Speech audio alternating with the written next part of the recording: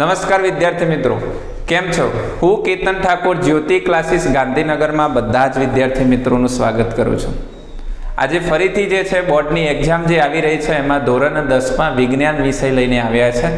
એમાં પણ જે આપણે સેક્શન સીની જે સિરીઝ ચાલુ રહી છે એમાં 18માંથી 18 ગુણ જે છે એ કેવી રીતે મેળવવા, કયા ચેપ્ટર તૈયાર કરવા, એના વિશેની જે છે સંપૂર્ણ માહિતી જે છે તમને આ ચેનલ ઉપર મળી રહેશે. જો તમે અમારી ચેનલ ઉપર નવા હોય તો અમારી ચેનલને લાઈક કરજો, સબસ્ક્રાઈબ કરજો અને શેર કરજો, જેથી કરીને જે આવનારા વિડીયો છે જે તમને વધારે હેલ્પફુલ થાય, ઉપયોગી થાય અને તમે સારા માર્ક્સ મેળવી શકો. એના માટે જે છે અમે આ પ્રશ્નોની જે છે સિરીઝ લઈને આવ્યા છે, જેથી કરીને અમારી ચેનલ સાથે જોડાયેલા રહેજો. અહીં સેક્શન સીની અંદર વિજ્ઞાન વિષયમાં અમે જે છે એ આજે ફરીથી 2 ચેપ્ટર લઈને આવ્યા છે. આના પહેલાં પણ જે વિડીયો જે છે એમાં પણ 2 ચેપ્ટર લઈને આવ્યા હતા. ચેપ્ટરની અંદર જે અમે વિડીયો લઈને આવ્યા હતા એ વિડીયોને તમે બધા જ વિદ્યાર્થી મિત્રોએ સારો પ્રતિસાદ આપ્યો છે. અને આ જે મોબાઈલ નંબર છે, મોબાઈલ નંબર પણ ઉપર ઘણા વિદ્યાર્થીઓ અમને ફોન કરીને કહે છે કે આ ચેનલની અંદર તમે જે આ સિરીઝ જે છે એ આમને આમ જે છે બોર્ડની એક્ઝામ સુધી જે છે એ જાળવી રાખજો, જેથી કરીને અમને બહુ ઉપયોગી થાય. અમે તમારી ચેનલમાંથી જે વિડીયો આવ્યા છે એને અમે ધ્યાનપૂર્વક જે છે તૈયારી કરીએ છીએ. બરાબર? તો જો હજુ એ વિડીયો તમે ન જોયા હોય તો આ ચેનલ ઉપર જે છે તમને ડે 1, ડે 2 અને ડે 3ના જે છે તમને વિડીયો મળી જશે. આજે જે છે અમે વિજ્ઞાન વિષયની અંદર 2 જે છે એ ચેપ્ટર લઈને આવ્યા છે. એક ચેપ્ટર નંબર 6 છે જે નિયંત્રણ અને સંકલન છે, જ્યારે બીજું ચેપ્ટર જે અમે લઈને આવ્યા છે જે સજીવો કેવી રીતે પ્રજનન કરે છે એની અંદર જે આપણને પ્રશ્નો પૂછાવાના છે એની અંદર વાત કરીએ. તો નિયંત્રણ અને સંકલન જે ચેપ્ટર છે એ કુલ વિદ્યાર્થી મિત્રો 6 માર્ક્સનું છે. કેટલા માર્ક્સનું છે? કુલ 6 માર્ક્સનું ચેપ્ટર છે, જેની અંદર વિભાગ એની અંદર 3 ગુણનું પૂછાશે. એમાં એક વાક્યમાં પ્રશ્ન પૂછાશે. વિભાગ એમાં 3 ગુણનું પૂછાશે, જેમાં એક વાક્યનો એક પ્રશ્ન હશે અને 2 જે છે એ જોડકા સ્વરૂપે જે છે તમને પ્રશ્ન પૂછવામાં આવશે. જ્યારે એક પ્રશ્ન જે છે એ સેક્શન સીમાં પૂછવામાં આવશે. કેટલામાં આવશે? સેક્શન સીમાં એક ક્વેશ્ચન. જ્યારે સજીવો કેવી રીતે પ્રજનન કરે છે એ ચેપ્ટરમાંથી કુલ ગુણભાર જે છે એનો એ કુલ ગુણભાર 10 છે, જેમાંથી સેક્શન બીમાં જે છે 2 પ્રશ્નો પૂછવામાં આવશે એટલે 4 માર્ક્સ થયા. અને સેક્શન સીમાં 2 પ્રશ્નો પૂછવામાં આવશે. એક પ્રશ્નના 3 માર્ક્સ એટલે 6 ગુણ એ થાય. એટલે ટોટલ કરીએ એટલે આપણને કેટલા ગુણ મળે છે? તો કે 10 ગુણ. તો આ તો મોસ્ટ આઈએમપી ચેપ્ટર કહેવાય. એટલે 6 + 10 એટલે 16 ગુણની જે છે તમે અહીંયા તૈયારી કરીને આજે જવાના છો. બરાબર? હજુ તમારા મિત્રો જોડે જો અમારી ચેનલને જે છે શેર ના કરી હોય તો શેર કરી દેજો. જઈએ છે પ્રશ્નો જે આની અંદર મોસ્ટ આઈએમપી જે છે એ પૂછાતા હોય એની તરફ. તો આની અંદર જે છે સેક્શન સીની અંદર જે પ્રશ્નો પૂછાતા હોય છે એની અંદર પહેલો જે પ્રશ્ન આની અંદર પૂછાય છે આવી રીતે પૂછાય છે: પરાવર્તી કમાન એટલે શું? અને પરાવર્તી કમાનની જે છે તમારે આકૃતિ દોરીને જે છે એ સમજાવવાની છે. શું કરવાનું છે? આકૃતિ દોરીને સમજાવવાની છે. ત્યાર પછી આની અંદર બીજો પ્રશ્ન જોઈએ તો બીજા પ્રશ્નની અંદર વિવિધ અંતઃસ્ત્રાવો અને અંતઃસ્ત્રાવી ગ્રંથિ તથા તેના કાર્યો જે છે, જેમાં વિવિધ અંતઃસ્ત્રાવો અને જે અંતઃસ્ત્રાવી જે ગ્રંથિઓ હોય છે અને તેના કાર્યો વિશે જે છે એ સમજ આપવાની છે. મોસ્ટ આઈએમપી જે છે ચેપ્ટર છે, જે આપણા શરીરની અંદર જે અંતઃસ્ત્રાવી ગ્રંથિઓ આવેલી હોય છે અને આ અંતઃસ્ત્રાવી ગ્રંથિઓ કેવી રીતે કાર્ય કરે છે એના વિશે જે છે તમારે સમજાવવાનું છે. બહુ મોસ્ટ આઈએમપી ક્વેશ્ચન છે. ત્યાર પછી બીજો પ્રશ્ન જોઈએ છે, જેમાં ચેતાકોષની નામ નિર્દેશનવાળી આકૃતિ દોરી તેના કાર્યો વિશે જે છે વર્ણન કરવાનું છે. જેની અંદર ચેતાકોષની અંદર ચેતાંત શું કાર્ય કરતા હોય છે એ વિશે તમારે સમજાવવાનું છે. ચેતાંતનું કાર્ય શું હોય છે એના વિશે તમારે સમજાવવાનું છે. ત્યાર પછી આની અંદર માફ કરજો, મનુષ્યના મગજની આકૃતિ દોરી તેના વિવિધ ભાગોના કાર્યો વિશે તમને સમજાવવાનું છે. અગ્રસ્થ મગજ કેવી રીતે કાર્ય કરે છે, તેનું શું કામ છે, મધ્યસ્થ મગજ શું કામ કરે છે, બરાબર. ત્યાર પછી પશ્વ મગજ શું કામ કરે છે તેના વિશે તમારે સમજ આપવાની છે. ત્યાર પછી વનસ્પતિના જે અંતઃસ્ત્રાવો જે છે એ અંતઃસ્ત્રાવો વિશે સમજ આપવાની છે. મોસ્ટ આઈએમપી પ્રશ્ન છે. વનસ્પતિના જે અંતઃસ્ત્રાવો છે, જે જીબ્રેલિન છે, સાઇટોકાઇનિન છે, જેવા વિવિધ અંતઃસ્ત્રાવો વિશે તમારે જે છે આમાં સમજ આપવાની છે, બરાબર. આ પ્રશ્નો જે છે તમારે તૈયાર કરવાના છે. જો પ્રશ્નોને તૈયારી કરશો તો બોર્ડની એક્ઝામમાં તમે સારું એવું પરિણામ મેળવી શકશો. પરિણામ જો સારું મેળવવું હોય તો મહેનત પણ એવી જ કરવી પડશે. હવે એવું નહીં ચાલે કે મારે લગ્નમાં જવાનું છે, બધું જ હવે છોડી દેવું પડશે. ફક્ત ફોકસ તમારો માર્ચ બોર્ડ એક્ઝામ 2025 પર જ હોવો જોઈએ. જો આ પ્રકારની તૈયારીઓ અમારી જોડે કરશો તો સારામાં સારા ગુણ મેળવવાની અમારે પૂરેપૂરી ખાતરી છે, બરાબર. ચલો આગળ વધીએ. ફરીથી તો કે પ્રકાશની દિશામાં જે વનસ્પતિના પ્રતિચારની જે પ્રવૃત્તિ જે છે એ તમારે કરવાની છે. કોઈ પણ એક જે છે છોડ લેવાનો છે, બરાબર. એ છોડને તમારે જે છે ફ્લાસ્કમાં ડૂબે રહે એના મૂળ એ પ્રમાણે રાખી અને એક બારી હોય કે પછી જે પણ તમારી એમાંથી પ્રકાશ આવતો હોય એની દિશામાં રાખી મૂકો. એટલે 2 થી 3 દિવસની અંદર એ સૂર્યની તરફ જે છે પ્રકાશની દિશામાં જે છે એ શું આપે છે તો કે પ્રતિચાર આપે છે. તેના જે છે વિશે તમારે અહીંયા સમજાવવાનું છે. એની આકૃતિ પણ જે છે એ તમે દોરી શકો છો અને દોર્યા પછી તમને જે છે પૂરા માર્ક્સ તમે 3 માર્ક્સ મેળવી શકો છો. બહુ આઈએમપી ક્વેશ્ચન છે આ બધા જે અમે તમારા માટે લઈને આવ્યા છે. અમે તમારા માટે જો આટલી મહેનત કરતા હોય તો તમારી પણ જે છે એક ફરજ છે કે તમારા જે મિત્રો છે જે ગાંધીનગરની સ્કૂલોમાં ભણતા હોય કે પછી ગુજરાતના કોઈ પણ ખૂણામાં જે છે એ રહેતા હોય તો તમે અમારા જે છે વિડીયોની લિંક એને મોકલી એનું પણ જે છે પરિણામ સારું બને એવા જે છે એ તમે પ્રયત્ન કરી શકો છો. આગળ વધીએ છે.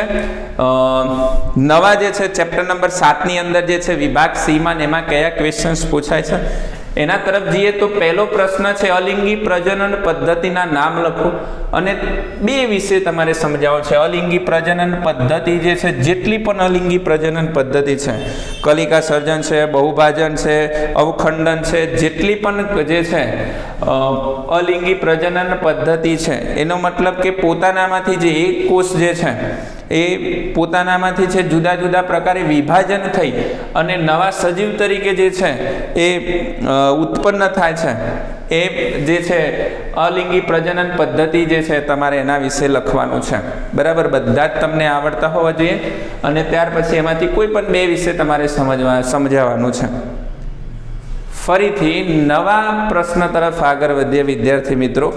અહીંયા તમે જુઓ તો અહીં એક નવો પ્રશ્ન છે જેની અંદર કીધું છે કે માનવ ગર્ભ નિરોધનની વિવિધ રીતો તમારે જે છે એ સમજાવવાની છે. મોસ્ટ આઈએમપી ક્વેશ્ચન છે જે ગર્ભ નિરોધનની જે વિવિધ પદ્ધતિઓ છે એ વિવિધ પદ્ધતિઓ વિશે તમારે સમજાવવાનું છે જેથી કરીને તમે આના 3 માર્ક્સ છે એ મેળવી શકો છો, બરાબર. આ બહુ જ સહેલો ક્વેશ્ચન છે જેના તમે પૂરેપૂરા માર્ક્સ જે છે એ મેળવી શકો છો. ત્યાર પછી આગળ જોઈએ તો કે નર પ્રજનન તંત્રની આકૃતિ. આ તો બધા જ વિદ્યાર્થી મિત્રોને આવડતા હોવા જ જોઈએ. દોરી તેનું નામ નિર્દેશન કરતા આવડતું હોવું જોઈએ, તેના વિશે વર્ણન કરતા આવડતું હોવું જોઈએ. બંનેમાંથી એક જે છે એ વારંવાર બોર્ડની એક્ઝામની અંદર પૂછાતો હોય છે. ત્યાર પછી પરાગનયન એટલે શું? પરાગનયનના જે છે પ્રકારો તમારે સમજાવવાનું છે. સ્વપરાગનયન અને પરપરાગનયન જે છે એના બંને પ્રકારો છે અને એના વિશે તમારે પૂરી માહિતી આપવાની છે. ત્યાર પછી સ્ત્રીમાં ભ્રૂણનું નિર્માણ અને બાળકના જન્મ સુધીની પ્રક્રિયાનું જે છે તમારે વર્ણન કરવાનું છે. જે સ્ત્રીના જે છે એ ભ્રૂણની અંદર જ્યારે નિર્માણ થાય અને ત્યાર પછીના બાળકના જન્મ સુધીની આખી જે પ્રક્રિયા છે, પદ્ધતિ જે છે એ પદ્ધતિ વિશે તમારે પૂરેપૂરું સમજાવવાનું છે. ત્યાર પછી 9 ક્વેશ્ચન્સ છે જેમાં જાતીય રોગો કયા છે અને તેનાથી બચવાના ઉપાયો જે છે તમારે સમજાવવાના છે. જાતીય જે રોગો હોય છે એ જાતીય રોગો શેના દ્વારા ફેલાય છે અને તેને જે છે આપણે એ રોગોથી બચવા માટેના કયા કયા ઉપાયો છે એના વિશે તમારે સરસ મજાની જે છે સમજણ આપવાની છે. હજુ જે છે એ એક ક્વેશ્ચન છે, યૌનારંભ એટલે શું અને તેમાં જોવા મળતા ફેરફારો જે છે. યૌનારંભ જ્યારે શરૂઆત થાય ત્યારે યૌનારંભની અંદર જે ફેરફારો થતા હોય છે તેના વિશેની તમને સમજ આપવાની છે. જે પુરુષોની અંદર જે છે યૌનારંભની અંદર શું ફેરફારો થતા હોય છે, સ્ત્રીઓની અંદર જે છે શું ફેરફારો થતા હોય છે, બંનેના અવાજમાં શું ફેરફાર થતા હોય છે, ત્યાર પછી જે શારીરિક શું ફેરફાર થતા હોય છે એના વિશે તમારે સંપૂર્ણ જે છે આ બંને ચેપ્ટર માફ કરજો આ પ્રશ્નની અંદર તમારે માહિતી આપવાની છે, જેથી કરીને પૂરા માર્ક્સ તમે મેળવી શકશો. આ બંને ચેપ્ટર એવા છે કે તમે આ બંને ચેપ્ટરમાંથી કોઈ પણ પ્રશ્ન જે છે એ તમે સ્કીપ ન કરી શકો. કારણ કે જો તમારે પૂરા માર્ક્સ મેળવવા હોય અને પાસ થયા પછી પણ જો આમાં વધારે માર્ક્સ લાવવા હોય તો તમારે આ ચેપ્ટર વિભાગ સી માટે જે છે 100% આ બે ચેપ્ટર તૈયાર કરવા પડે. તો જ જે છે એ તમે વિજ્ઞાન વિષયમાં સારા માર્ક્સ મેળવી શકો. હજુ પણ વિજ્ઞાન વિષયની અંદર સેક્શન સીમાં હજુ જે ચેપ્ટરો બાકી છે એની જે છે અમે પાછા ક્વેશ્ચન્સ લઈને આવવાના છીએ. આવતીકાલે જે છે ગણિત વિષયમાં લઈને આવવાના છે. તો જ્યારે પરમ દિવસ જ્યારે આપણે મળીએ ત્યાં સુધીમાં આ બંને ચેપ્ટરના ક્વેશ્ચન્સ તૈયાર કરેલા હોવા જોઈએ. બરાબર. આપણે કુલ કેટલા પ્રશ્નો લખવાના હોય છે? સેક્શન સીમાં કુલ 9 પ્રશ્નો આપેલા હોય છે. 9માંથી આપણે 6 પ્રશ્નોના જે છે એ તમારે જવાબ લખવાના હોય છે.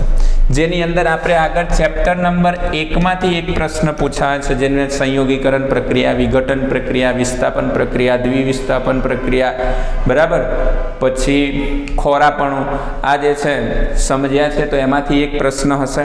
ત્યાર પછી બીજી ચેપ્ટર આપણે જોઈ ગયા, એની અંદર આપણે ધાતુઓની અધાતુઓના જે ધાતુઓની અધાતુઓમાંથી આપણે જે તમને પ્રશ્નો આપ્યા છે એ પ્રશ્નો તૈયાર કરજો.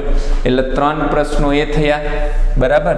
ચેપ્ટર નંબર 1માંથી એક પ્રશ્ન, ચેપ્ટર નંબર 3માંથી 2 ક્વેશ્ચન્સ, એટલે 3 ક્વેશ્ચન્સ આ થયા અને 3 ક્વેશ્ચન આ બે ચેપ્ટર નંબર 6 અને 7માંથી થયા. એટલે ટોટલ જો આટલા 4 ચેપ્ટર વ્યવસ્થિત રીતે જો તૈયાર કરો છો તો તમારા સેક્શન સીમાં 18માંથી 18 માર્ક્સ છે એ તમે પૂરા મેળવી શકો છો. ખ્યાલ આવ્યો? એટલે કે અહીંયા જે તમને તૈયારી કરવામાં આવે છે એ એવી રીતે તૈયારી કરવામાં આવે છે કે તમારે કંઈ ગોખવાનું કે શું તૈયાર કરવું અને કેવી રીતે તૈયાર કરવું એ પ્રકારની જો મૂંઝવણમાં હોય તો અમારી સાથે જોડાયેલા રહેજો. પૂરા માર્ક્સ તમને મળશે. જેવી રીતે સેક્શન જો સી પૂરો થઈ જશે એમાંથી 18 માર્ક્સની આપણી જેવી તૈયારીઓ પૂરી થશે ત્યાર પછી આપણે સેક્શન બી તરફ આગળ વધીશું ને એની અંદર જેટલા પણ ક્વેશ્ચન્સ આવે છે 2 ગુણના એ બધા જ ક્વેશ્ચન્સનું આપણે અહીંયા સોલ્યુશન કરશું.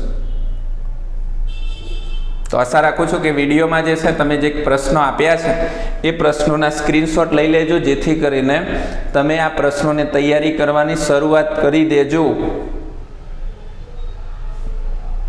આનો સ્ક્રીનશોટ લઈ લો, ત્યાર પછી આનો સ્ક્રીનશોટ લઈ લો,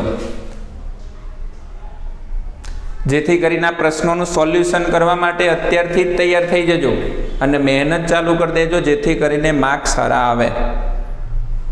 બરાબર. વિદ્યાર્થીનું ભલું થાય તો અમારું ભલું જ છે. બરાબર. નવા વિડીયો સાથે મળીશું, ત્યાં સુધી પોતાનું ધ્યાન રાખજો અને તૈયારી કરવા જે છે એ લાગે રહેજો.